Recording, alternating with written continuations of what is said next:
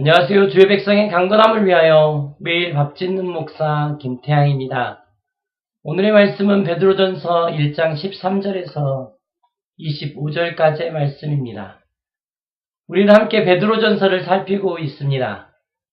베드로전서의 말씀을 묵상해 나가는 중 재미있는 질문 하나가 제 안에 생겼습니다. 베드로는 정말 다이나믹한 인생을 살았습니다. 자신의 삶 중에서 그 다이나믹한 삶 중에서 가장 기억에 남는 사건은 어떤 사건일까? 이런 질문을 해본 것입니다. 물 위를 걷다가 빠졌을 때였을까요?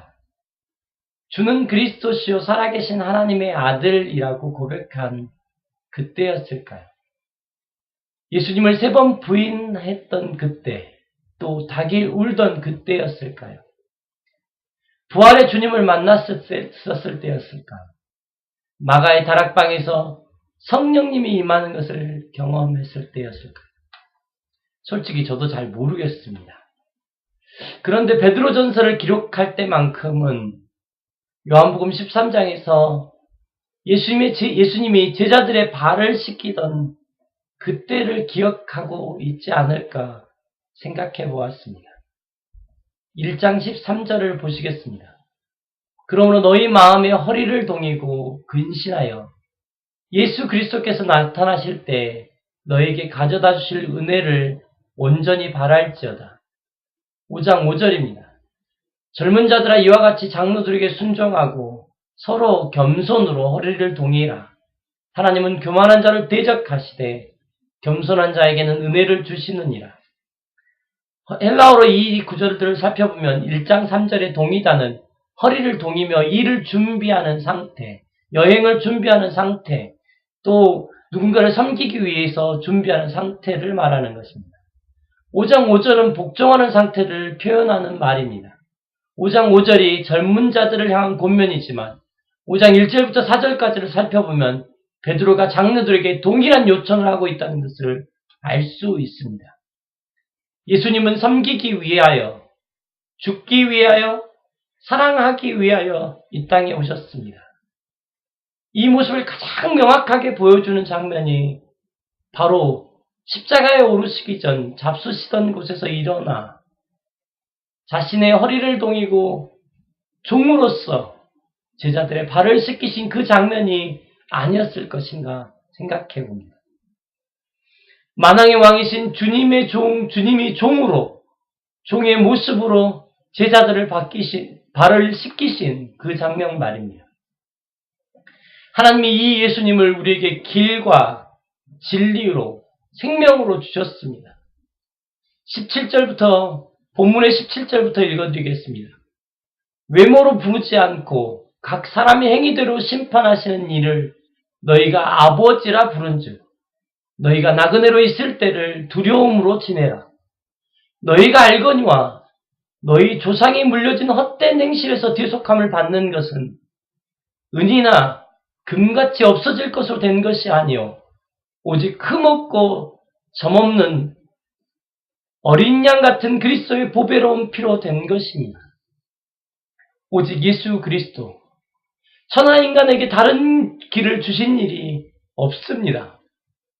우리는 전화번호 끝자리 하나가 틀렸으니까 전화를 받는 사람의 근처에 전화가 터질 것이라고 생각하지는 않습니다. 전자암호를 가진 열쇠를 풀 때 숫자 하나가 안 맞았으니까 그래도 손이 들어갈 만큼 문이 열리지 않을까 기대하지도 않습니다.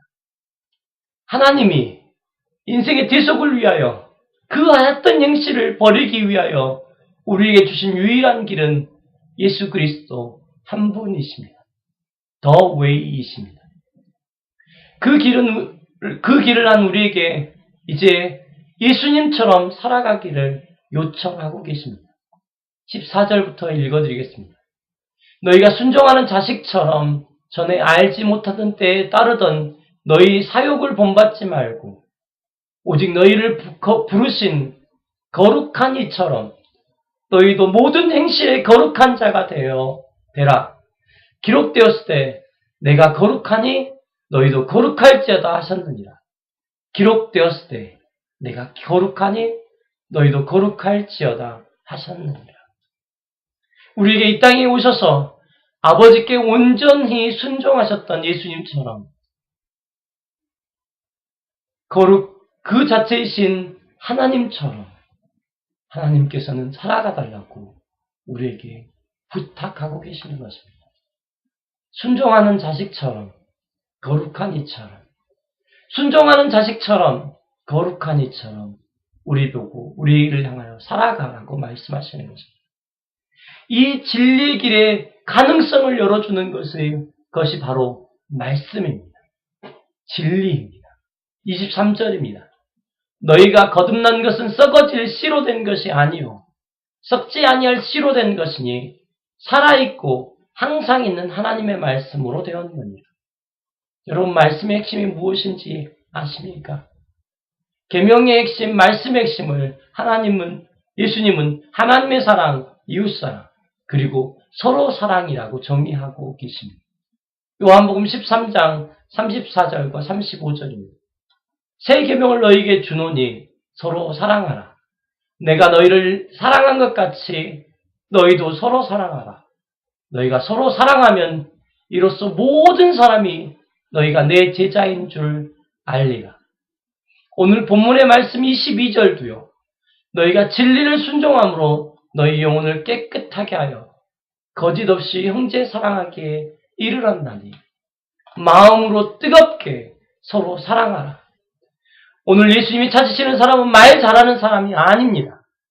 수건으로 허리를 동이고 예수님처럼 이 땅을 위하여 종의 자리를 선택하고 그곳에서 엎드려 제자들의 그리고 세상의 발을 씻겨주는 모습이 아닐까 생각해 봅니다. 너희 안에 이 마음을 품으라. 곧 그리스도 예수의 마음이니 그는 근본 하나님의 형체시나 하나님과 동등됨을 취할 것으로 여기지 아니하시고 오히려 자기를 비워 종의 형체를 가지사 사람과 같이 되셨고 빌립보서 2장 5절부터 7절까지입니다.